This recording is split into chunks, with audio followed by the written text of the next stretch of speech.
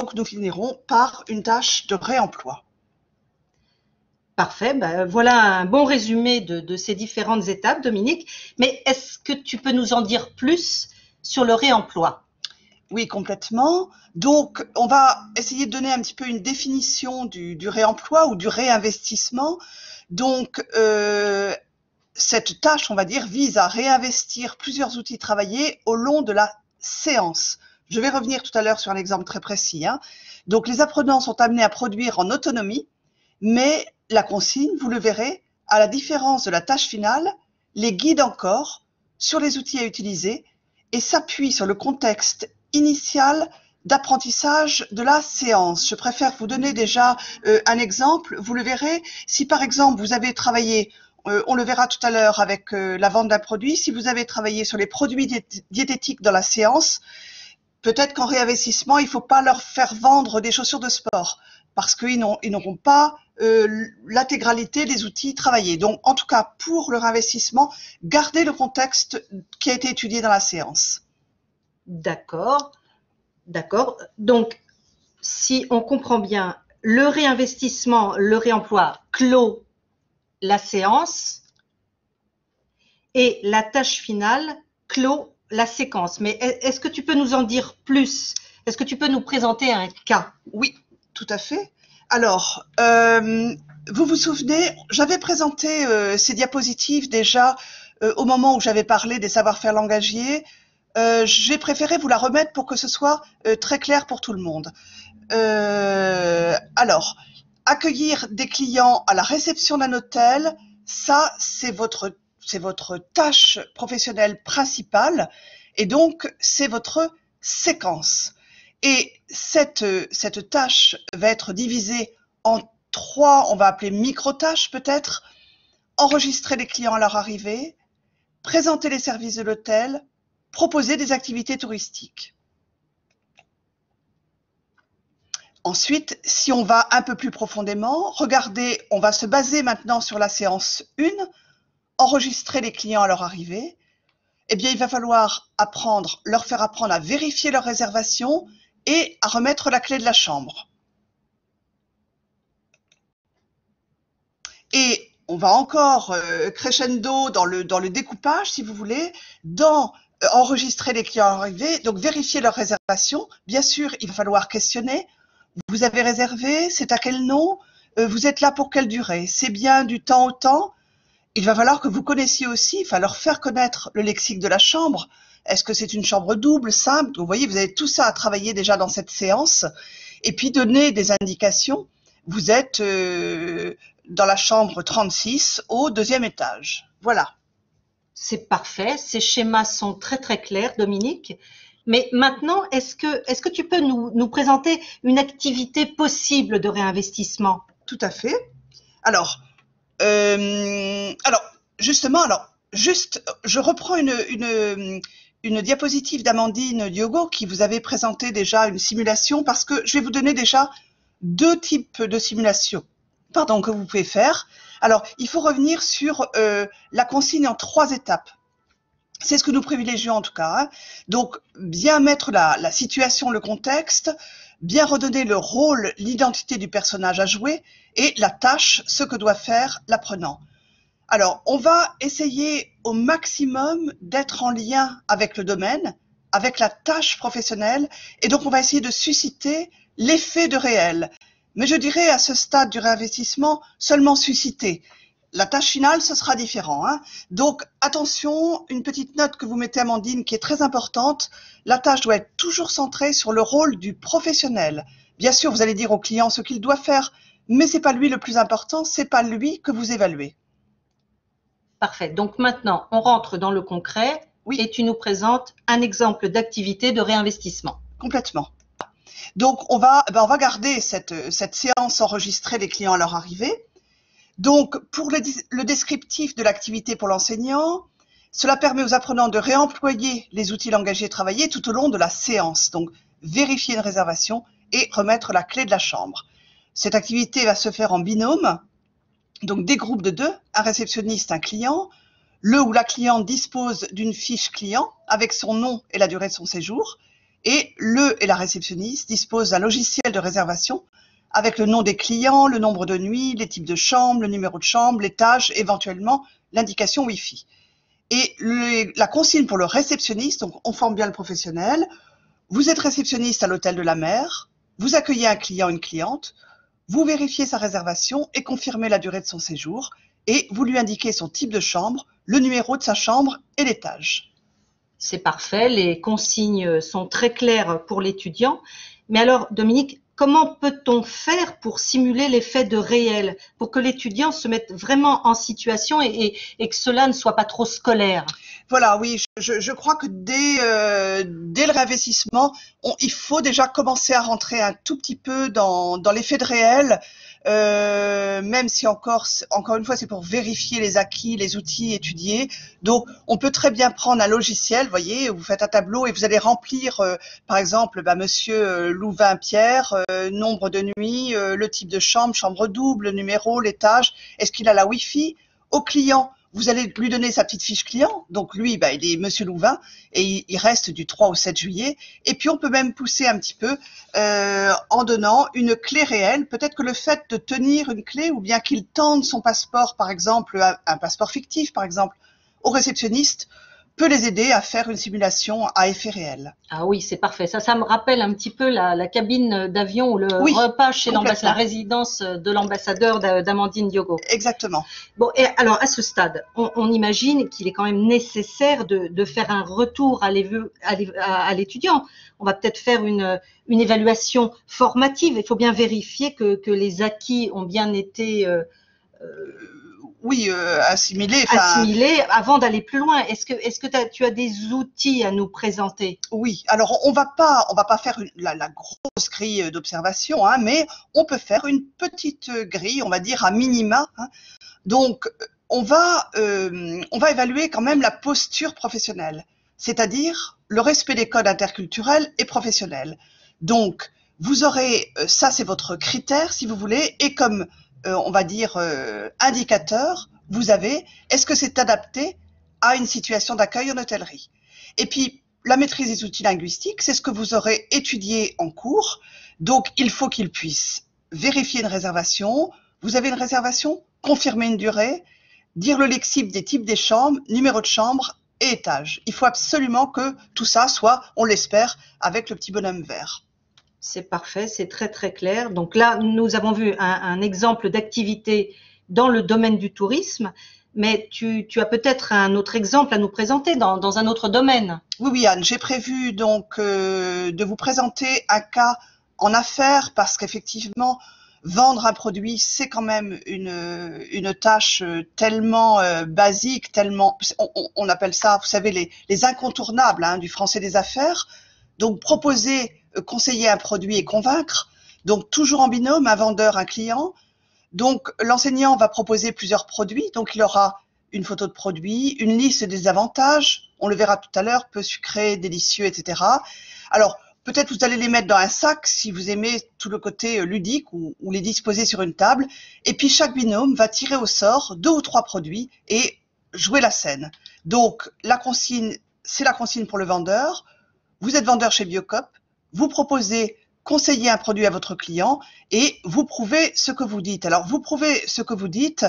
Donc vous aurez appris le conseil, comment proposer. Écoutez, je vous conseille de prendre ce thé, etc. Et vous allez peut-être dire, tenez, goûtez, tenez, regardez. Voilà, donc c'est tous ces petits mots d'introduction de la vente que vous allez pouvoir ici tester auprès de vos apprenants pour voir si c'est bien acquis. Donc c'est la même chose que tout à l'heure. Il va falloir donner un effet de réel pour que ce soit pas trop scolaire. On pourrait peut-être apporter une tasse de thé pour faire goûter. Ah ben pourquoi pas, c'est une excellente idée. J'allais pas, bravo Anne, j'allais pas forcément y penser immédiatement. Moi j'avais les petites fiches catalogue, on va dire. Donc si on se base par exemple sur cette purée d'amandes, donc vous allez dire c'est une purée, vous allez mettre des verbes c'est une purée qui est riche en protéines et en vitamines, qui est facile à tartiner, elle est nutritive, peu amère, elle est, regardez, tenez, je vous montre, elle est crémeuse, délicieuse, tenez, si vous voulez bien prendre une petite cuillère, voilà, il faut que vous testiez s'il peut dire tout ça.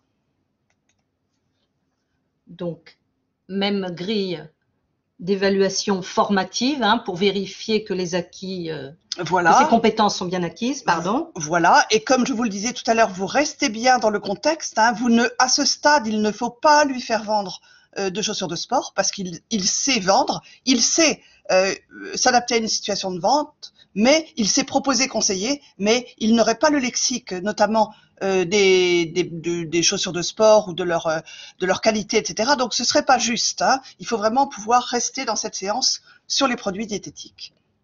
Très bien, donc on évalue avec ces petites grilles, donc c'est l'enseignant qui fait un retour à chaque étudiant sur sa prestation. Voilà. Mais finalement, je suis en train de me demander, les étudiants travaillent en binôme. Il y en a un qui joue le rôle du réceptionniste ou du vendeur et l'autre celui du client. Oui. Finalement, est-ce qu'on peut pas avoir un retour de groupe, ou est-ce que celui qui joue le rôle du client ne peut pas faire un retour également, savoir ce qu'il a ressenti en tant que client? Bien évidemment, j'imagine qu'au début de la formation, des règles ont été posées, parce qu'il me semble évident qu'il faut que ce soit des critiques il faut qu'elles soient constructives, il faut que ça reste positive. Donc bien dire au départ que c'est bienveillant, aucune critique négative, qu'on n'est pas jugé, qu'on est là pour construire ensemble, qu'on peut essayer, qu'on peut se tromper.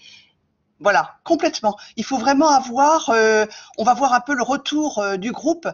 Il faut vraiment avoir cet esprit qu'on construit ensemble. Si on se trompe, ce n'est pas grave, hein, il faut rester positif et il faut surtout pas qu'effectivement le groupe soit en critique négative et méchante, bêtement méchante, je dirais. Il faut être vraiment dans la bienveillance.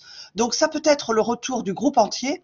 Alors, sur les aspects pragmatiques, ça veut dire est-ce que la vente a été agréable à suivre? Est-ce qu'on a respecté tout le processus de vente? Et le langagier, une auto-évaluation de l'apprenant professionnel, celle-là, elle va être plutôt pragmatique. Il va dire, bon, oui, je me suis senti assez à l'aise dans cette situation de vente. Ben, moi, je crois que il aura peut-être des difficultés à se juger linguistiquement parce que bon, c'est les erreurs qu'il fait. C'est à vous après de corriger tout cela. Et puis le retour de l'apprenant client, qui peut être sur des aspects surtout pragmatiques. Bah, je me suis sentie très bien accueillie ou j'ai vraiment été convaincue d'acheter. Et puis, donc, c'est ce que disait Anne, le retour sur la performance de l'apprenant professionnel. On vise cela en priorité et on fait quand même des commentaires sur la performance du client, mais à minima, je dirais, peut-être pour revenir sur des petits points de grammaire, mais encore une fois, voilà, c'est vraiment pas le client que nous formons. Très bien, c'est très clair tout ça. Bon, alors là, on a vu deux exemples de simulation en tourisme et en affaires, mais est-ce qu'on peut avoir d'autres tâches pour ces activités de réinvestissement? Oui, alors il y a plein d'autres tâches possibles parce que évidemment, ça peut être du téléphone, ça peut être, imaginons qu'on soit dans le domaine de la santé, ce sera peut-être expliquer une ordonnance à un patient. Enfin, il y a des tonnes de choses possibles suivant ce que vous voyez dans une séance. Donc, si on regarde la séquence organiser une réunion, dans la séquence organiser une réunion, vous aurez forcément la première séance qui sera consacrée à la rédaction d'un ordre du jour. Alors, donc cette activité de réinvestissement permet aux apprenants de mobiliser les compétences développées au cours de la séance, structurer un ordre du jour et inscrire les points à traiter. Et là, forcément, c'est la nominalisation. Hein. Donc, c'est plutôt à faire, pour le coup, c'est pour ça que je vous ai mis celle-là individuellement, donc ça change un petit peu. Et par exemple, hein, encore une fois, tout ce que on vous propose est très souple, hein, mais une idée possible. L'enseignant prévoit l'enregistrement d'un message d'un responsable à son assistante. Donc, par exemple, les consignes pour l'assistante. Vous êtes assistante chez ADI Technologies. Votre responsable vous a laissé des instructions sur votre messagerie vocale. Écoutez le message et rédigez l'ordre du jour en tenant compte de ces directives. Donc, Anne, on va regarder peut-être le message et pour faire un peu l'exercice ensemble. Donc, la responsable, ça peut être dans le bureau, hein, ça peut ne pas être un enregistrement. Bonjour Camille, écoute, je t'appelle parce qu'il faudrait que tu prépares l'ordre du jour de la réunion du département. On se réunit comme d'habitude dans la salle 914. Le 23 septembre de 14h à 16h, ce sera parfait. Donc, il faudrait inscrire les points suivants. Ah, c'est là que vous devez commencer l'ordre du jour.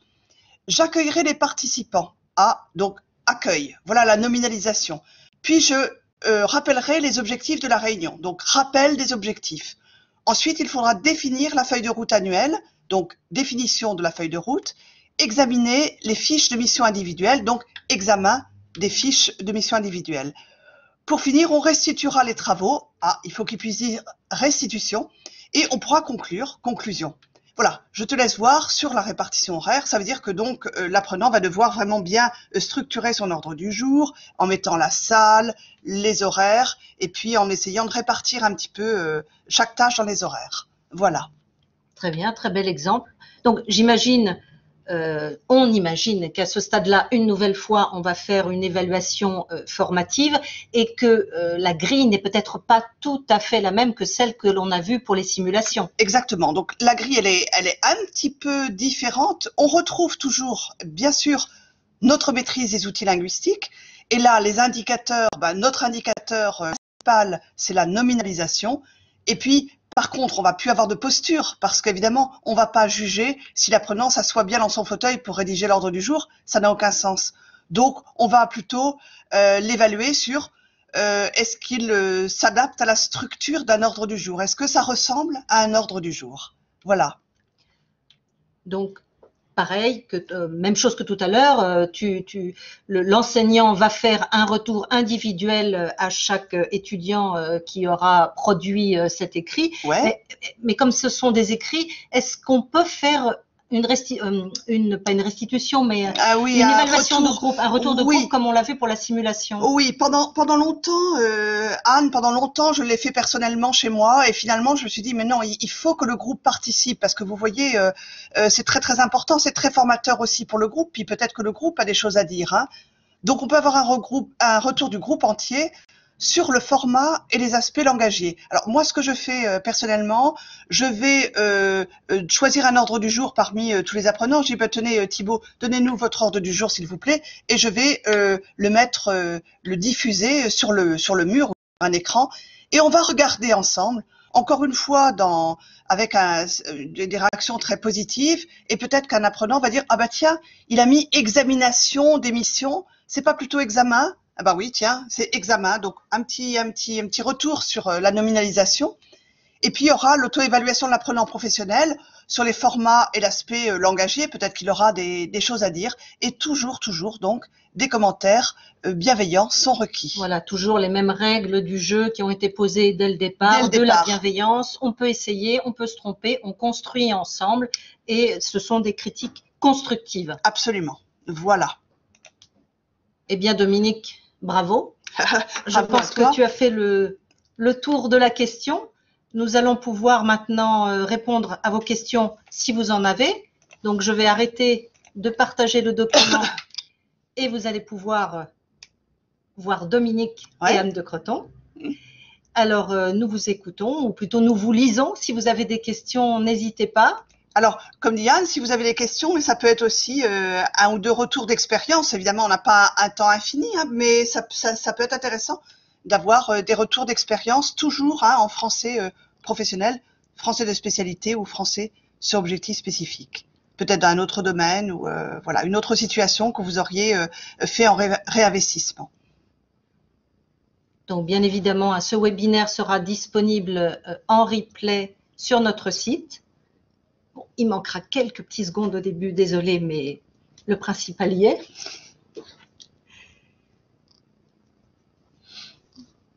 Pas de questions, écoute, non, je crois que ça a été très clair. Alors, une question de Tatiana, pardon. Vous avez mentionné des logiciels à utiliser pour les activités de réinvestissement. En avez-vous une cytographie pour des situations clés? La réception à l'hôtel, les réunions, etc. Non, malheureusement, Tatiana, ça n'existe pas vraiment. Nous, on fait souvent des captures d'écran pour simuler, ou bien vous pouvez, vous savez, c'est souvent le cas, on reproduit en fait des documents authentiques. Si vous êtes un petit peu doué, je sais que ça prend du temps, mais nous, quand on parle, si vous voulez, de documents authentiques, alors parfois, et tant mieux, nous avons des documents vraiment authentiques qu'on n'a pas du tout touchés, mais il faut reconnaître que souvent, on va reconstituer des documents à partir de l'authentique, c'est-à-dire que vous allez peut-être aller à l'hôtel de la mer, je ne sais pas ce que vous avez comme hôtel près de chez vous, vous allez dans cet hôtel et vous demandez très gentiment s'ils peuvent vous montrer. Alors bien sûr, vous dites bien, on va rendre anonyme tout ça. Moi, je l'ai fait pour la santé récemment, pour des fiches de liaison, etc. Quand on explique que c'est pour à des fins pédagogiques, je crois que les hôtels, les EHPAD sont très ouverts et comprennent parfaitement. Pareil pour les ordres du jour, vous en demandez un, parce que c'est vrai que quand vous êtes dans une alliance, un institut français, peu importe, vous n'avez pas toujours accès à ces documents authentiques, donc vous pouvez aller les demander vraiment sans aucun problème, je pense. N'oubliez pas de dire, on va rendre tout anonyme et c'est à des fins pédagogiques. Voilà. Très bien. Merci Dominique. Mmh. Alors, une question de Meriem. Il s'est avéré difficile pour certains de nos enseignants d'assurer leur rôle de médiateur et de veiller à ce que la critique demeure constructive. Oui. C'est intéressant, ça. Ouais, ça c'est intéressant. Oui, ça m'est arrivé aussi dans 1 ou 2 pays quand je faisais des formations de formateurs, des critiques assez dures. C'est pour ça Anne avait parfaitement raison. Mais je sais que peut-être ça suffit pas. Mais je pense que la cohésion de groupe, elle commence par ça. C'est des données de départ qu'il faut donner au départ de votre formation. Soyez bienveillants. Moi, très sincèrement, parce que ça m'est arrivé assez récemment, j'ai coupé court à ça. J'ai dit, écoutez, je trouve que vos commentaires ne sont pas tout à fait bienveillants. Si vous voulez bien, on va passer à quelqu'un d'autre. C'est vrai que je suis assez rigoureuse maintenant sur ces thèmes-là parce que sinon ça part n'importe comment. Donc il faut vraiment dire qu'on reste dans une évaluation positive. Mais je comprends vraiment votre question. Alors, une question de Marie. Dans mes groupes, certains étudiants manquent régulièrement une partie des cours pour cause de voyage, réunions. Ah oui. Comment gérez-vous le réemploi avec ces groupes qui ne possèdent pas toutes les étapes précédentes? Ah oui, alors là c'est vraiment, vous savez, quand on crée un programme en FOSS, on conseille toujours de faire des séances, si c'est possible, qui sont close. Vous voyez ce que je veux dire? Ne dites pas, essayez de faire votre réinvestissement pratiquement en même temps que la systématisation dans le même temps de cours, si c'est possible, suivant comment vous agencez les choses. C'est-à-dire de pas dire, là, on a fait la systématisation, on a bien vu les types de chambres, on a bien vu les étages, on a bien revu tout ça. La semaine prochaine, on fera le réinvestissement. Non, il faut vraiment, essayer de clore pour justement pallier à ce problème que les gens vont et viennent. Donc au moins le plus court possible, des séances courtes, 2 heures peut-être, et essayer de faire en sorte que le réinvestissement soit au bout d'une séance. Alors Marie ajoute, quelle portion de la session occupe le réemploi? 20%? Oh oui, je dirais à peu près. Oui, c'est ça à peu près. Oui, un petit peu plus peut-être, ça dépend. Les simulations, vous savez, Marie, donc c'est on va dire le seul, peut-être, la seule chose qui soit pas vraiment authentique, c'est évidemment, c'est le temps. Enfin, c'est une des choses.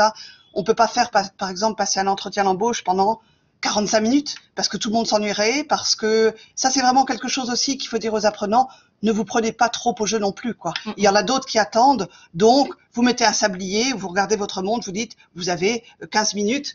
C'est un petit peu artificiel, mais malheureusement, le temps de cours fait qu'on ne peut pas déborder ça. C'est vraiment important, ça aussi, de bien gérer, cadrer, de gérer la durée. Et vous verrez que vos apprenants vous en remercieront. Merci d'avoir géré. Et puis aussi, c'est l'intérêt de faire participer le groupe, qu'ils se disent pas, eux, ils jouent, puis nous, on fait rien. C'était aussi important. Marie te remercie et indique que ces sessions ne durent qu'1 heure, donc c'est un vrai défi de faire tout tenir. Ah oui, c'est un défi. Alors Marie, dans ce cas-là, il faut, par rapport à ce que j'ai fait moi, réduire au maximum les outils que vous allez étudier. Vous dites, dans cette séance-là, on va seulement voir ou revoir, peut-être que revoir les étages. Au premier étage, au second étage, vous êtes chambre 3, vous êtes en chambre 80, etc. Il va falloir réduire dans ce cas-là au maximum, faire plus de petites choses. Et de toute façon, c'est assez conseillé. Faut pas aller trop loin faut pas étudier 3, 4 outils. C'est trop dans une même séance de toute façon. Alors, une petite question de Max Horatio qui demande si nous pourrions lui proposer un logiciel ou un site pour créer des activités interactives. Anne, toi, Par Par exemple, est-ce que je pense aux micro-activités qui ont été faites pour la santé? Oui, Donc, il faudrait peut-être utiliser un type d'outil comme Geniali, mais bon, c'est ce que je connais, mais Ouais, Geniali, oui, effectivement, ouais. J'avoue ne pas m'y connaître suffisamment dans ce domaine, mais Geniali me semble est très bien pour créer voilà. ce type C'est un d'activité. exemple, hein, Ouais. c'est un exemple parmi d'autres, Ouais, mais il faut faire des voilà, c'est ce recherches qui pour me ça. vient tout À de moins suite. que ceux qui participent au Voilà, webinaire aient d'autres n'hésitez pas à idées. échanger. Amandine, voilà. peut-être. Ouais. Amandine nous indique que vous pouvez utiliser Poll Everywhere. Oh, merci Voilà. Amandine, merci beaucoup. Alors, une autre. Donc, Myriam nous indique que c'était un vrai défi d'assurer ses cours en français sur objectifs spécifiques en ligne pendant le confinement. Ah, c'est bah oui. certain, c'est certain. Oui, Et que le principe de la classe inversée est efficace aussi. sûrement, tout à fait. Oui, complètement. La classe inversée. Et puis justement, Amandine, qui est avec nous, nous disait qu'une collègue américaine mettait vous savez, des situations de vente. Voilà, l'apprenant vend. Alors, en 3 dimensions, elle montre le produit. Par exemple, vous voyez le sac à main, elle le fait. Voilà, et en fait, ça donne de très bons résultats également. C'est un petit peu artificiel, bien entendu, mais de toute façon, on le sait très bien maintenant, on peut se vendre pour un entretien d'embauche en ligne. Enfin, ça devient effectivement, il faut qu'on s'y mette tous. Donc, pourquoi pas vendre un produit en ligne? Parfait. Max remercie Amandine. Pour l'instant, nous n'avons pas d'autres questions. N'hésitez pas, surtout. Enfin, pour ma part, je trouve que Dominique a été extrêmement clair. Non, ce n'est pas le dernier rendez-vous, Marie. Ce n'est pas le dernier rendez-vous. Nous avons encore un rendez-vous avant l'été. Ce sera pour faire pour conclure un petit peu cette unité didactique. Nous allons avoir une présentation sur l'évaluation en français professionnel. Donc, ce sera notre prochain rendez-vous des rendez-vous du français des affaires qui aura lieu mardi 21 juillet à 16h. Cette fois-ci, on retrouve le mardi. Et ce sera Dominique Casanova qui présentera cette évaluation en français professionnel et qui vous aidera à sélectionner des tâches et des critères d'évaluation appropriés pour construire un dispositif d'évaluation. Voilà, c'est très bien, merci Anne, parce que Dominique ira donc plus loin, hein. Lui, il va aller vers vraiment, il va reprendre un peu la tâche finale et vous expliquer, il va aller plus loin, ce que c'est qu'un critère, un descripteur, un indicateur, voilà, il va revenir sur les différentes formes d'évaluation, donc il poussera un peu ce domaine de l'évaluation. Alors, j'ai une question de Tetiana. Pourriez-vous conseiller un groupe dédié sur les réseaux sociaux ou ailleurs qui permettrait de mutualiser nos expériences ou échanger des ressources pédagogiques sur le sujet? Moi, je n'ai qu'un seul conseil à vous donner, c'est d'aller sur IFProf. Oui, tout à fait. Sur IFProf, il y a des tas de groupes dédiés et pendant le confinement, je pense qu'il y a eu beaucoup d'échanges à ce sujet sur les ressources employées et pour un échange d'expériences. Donc, je vous conseille de vous inscrire sur le site IFProf. Alors, normalement, ça s'inscrit par pays, donc trouvez le pays. Je ne sais pas si vous êtes en Russie ou dans un pays de l'Est, j'imagine. Ouais, voilà. Mais vous avez raison, oui, il faut partager. En Ukraine, oui. J'avoue, comme ça, de mémoire, je ne sais pas si si, je pense que l'Ukraine est représentée sur le site IFProf. Voilà, j'espère que ça a été, nous espérons toutes les deux que ça a été clair. Et puis que tout ça a été clair. Et puis pour moi, voilà, je vous souhaite une très très bonne continuation. Et puis n'hésitez pas, vous le savez, hein, à nous contacter hein, si vous avez d'autres questions. N'hésitez surtout pas via Anne peut-être. Anne, puisque je vous écris avec mon adresse pour vous donner le lien du webinaire. N'hésitez pas à poser vos questions que je ferai suivre aux responsables pédagogiques. Et j'espère que nous allons vous retrouver la semaine prochaine pour le dernier webinaire avant l'été. Et nous aurons certainement d'autres webinaires à la rentrée. Nous avons plein d'idées. Voilà. Je vous remercie à tous. Merci beaucoup de votre présence à nouveau, de votre fidélité. De votre présence. Et à très bientôt. À bientôt. À très bientôt. Au revoir. Au revoir.